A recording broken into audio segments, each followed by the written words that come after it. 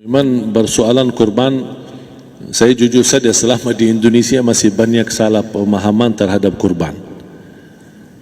Dan saya pernah berkata, memang Islam kita di Indonesia Islam keturunan.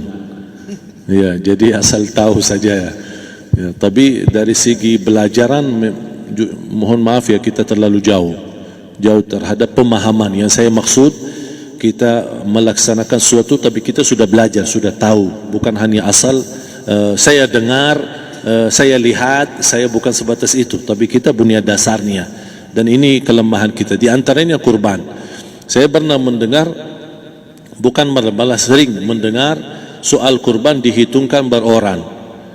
Jadi keluarga suami istri sama 5 anak berarti jumlah 7, wajib sapi. Kalau kurang daripada itu, atau misal suami istri tidak mampu, boleh ini tahun kurban kambing atas nama suami, tahun depan atas nama istrinya. Ini hal keliru sebenarnya. Yang dihitungkan soal kurban beda sama akikah dan beda sama zakat fitrah. Zakat fitrah sama akikah terhitung beroran. Akikah laki-laki 2 kambing, perempuan 1. Kalau tidak mampu boleh. Kalau ada kembar laki sama perempuan berarti 3 kambing. Tapi kalau tidak mampu boleh 1 kambing, tidak masalah. Dan tidak ada istilah sekarang saya kurban tapi nanti sisanya seolah-olah ada hutang sama Allah. Sesuai kemampuan kita. Di antaranya kurban. Kurban hitungannya berkeluarga, bukan beroran. Buktinya Rasulullah SAW dan juga cerita Nabi Ibrahim. Ketika Nabi Ibrahim mau sembelih Nabi Ismail, Allah turunkan apa? Mengganti sembelihan Nabi Ismail dengan ekor kambing dari surga. Berapa ekor kambing? 1. Padahal Nabi Ibrahim punya istri 2 dan anak. Ada istri Siti Hajar dan Sarah. Kemudian anaknya Ismail dan Ishak. Berarti semuanya berapa? 5. Kenapa Allah tidak turunkan 5 ekor kambing? Karena hitungannya memang 1 keluarga. Yang kedua, Rasul sendiri sembelih 2 kambing. Pertama, Bismillah atas nama Muhammad dan keluarga Nabi Muhammad. Padahal kita tahu keluarga Nabi Muhammad SAW termasuk keluarga besar. 11 istri, belum lagi anaknya, laki-laki sama perempuan. Ada yang hidup maupun sudah mati, sudah termasuk semua. Yang hidup maupun mati. Yang kedua, Rasul sembelih sembelihan yang kedua atas namaku dan umatku. Umatnya berapa miliar? Cuma 1 ekor kambing. Kenapa Rasulullah SAW berkurban atas nama dirinya dan umatnya? Saya mengambil salah satu di sini tanda sayangnya Rasul kepada umatnya. Jadi saya selalu berkata, orang miskin yang tidak mampu berkurban seharusnya bangga di hari kurban, karena Rasul sudah kurbankan duluan atas nama dia. Jadi terima kasih ya Rasulullah, ingatkan kita. Yang kita tidak mampu, Rasul sudah. Bahkan kalau Rasul sudah kurban atas nama umatnya yang tidak mampu, berarti sudah terkabul. Kita aja belum tahu kabul atau tidak kalau kita berkurban. Tapi kalau Rasul sudah terjamin makbul. Oleh sebab itu, hitungan kurban itu adalah 1 keluarga. Misal, bapa punya istri, punya anak. Itu kalau mampu sapi silahkan. Mampu 1000 sapi silahkan. Kalau soal kemampuan tidak ada masalah. Tapi kalau soal kewajiban, tidak ada wajib lebih daripada 1 ekor kambing. 1 ekor kambing. Misal, kalau bapa punya istri 4. Misal. Cuman ini misal. Ya. Istrinya 4. Setiap istri anaknya 10. Berarti jumlah berapa?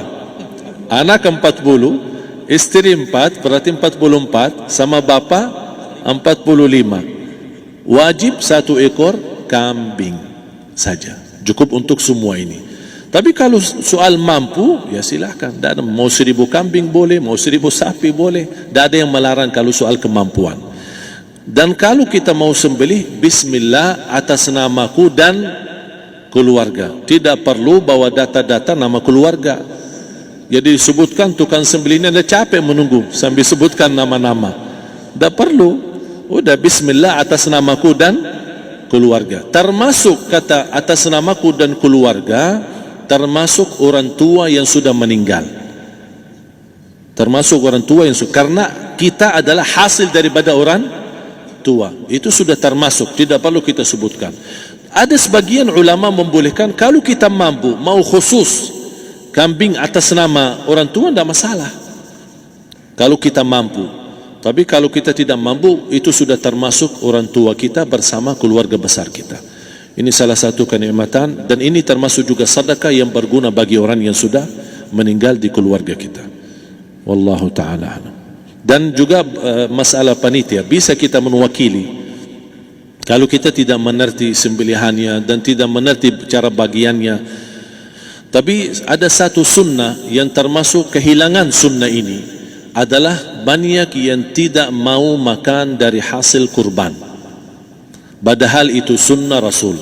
Dari akikah boleh makan, dari kurban pun boleh makan. Bahkan sunnah SAW dibagi 3. Sepertiga pertama dihadiahkan. Maksudnya kata dihadiahkan kepada orang kaya. Misal tetangga saya tapi orang kaya, dia bukan miskin, tapi boleh saling hadiah. Karena inti daripada hadiah silaturrahim. Ada keluarga kita termasuk mampu, tapi saya kasih, ini alhamdulillah saya sembelih sapi. Barangkali dia tidak mampu, cuma sembelih kambing. Udah, kita dapat daging kambing, dia dapat daging sapi. Tapi dengan niat hadiah, bukan sedekah. Karena dia bukan orang miskin yang menerima sedekah. Yang sepertiga yang kedua adalah sedekah.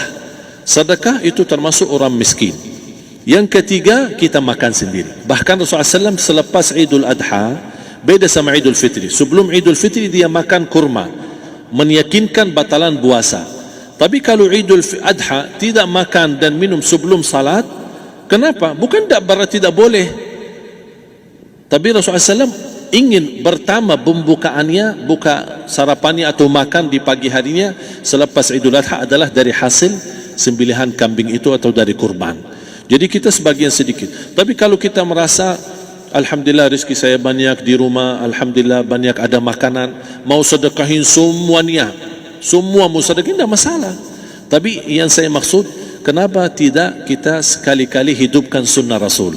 Jadi sebagian, walaupun ada sebagian sedikit lah, buat istilahnya sama sedikit porsi nasi atau apa, buat, karena kita berhak sebagai kita kurbankan lillahi ta'ala, kita berhak menikmati kurban ini yang lillahi ta'ala supaya kita mendapatkan keberkahannya, bukan hanya orang lain.